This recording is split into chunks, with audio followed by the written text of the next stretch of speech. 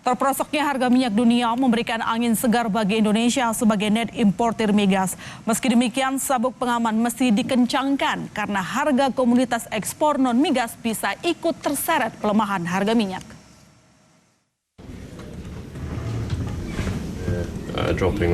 Saat dunia berkutat melawan virus corona, muncul percikan baru dari sektor minyak. Harga minyak dunia tiba-tiba anjlok akibat perang harga antara Arab Saudi dan Rusia.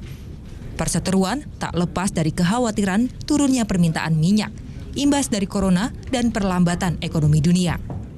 Awal 2020, harga minyak dunia masih di atas $60 Amerika Serikat per barel.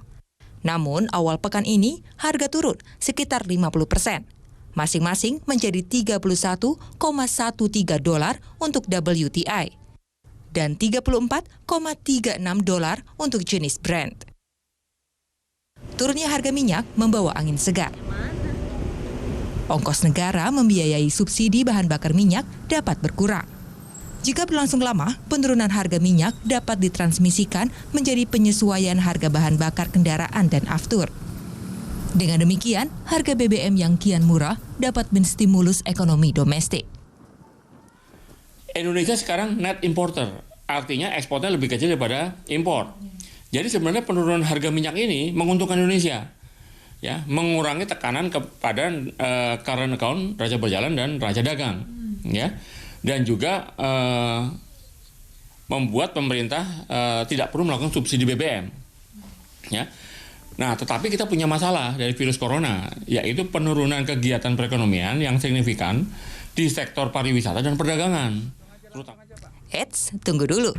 Bak pisau bermata dua. Penerimaan negara pun bisa terancam.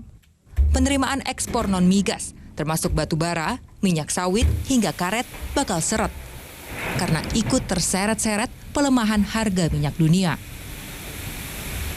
Ada potensi di mana bahwa ekspor non-migas kita, khususnya dari ekspor batu bara, CPO, itu juga berpotensi akan menurun. Karena kalau kita lihat korelasi antara minyak mentah dengan komoditi ekspor kit Indonesia seperti batu bara, CPO, dan juga karet alam, itu korelasinya cukup tinggi, di atas 7%, 80%. Sehingga itu yang perlu kita waspadai, bahwa penurunan harga minyak bisa berpotensi pada penurunan ekspor non-migas kita juga.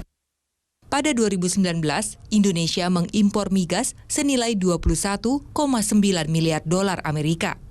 Sebagai net importer migas, impor ini jauh lebih tinggi dari ekspor migas yang hanya bernilai $12,5 miliar Amerika. Dian Silitonga, Yasir Alam, Kompas TV, Jakarta.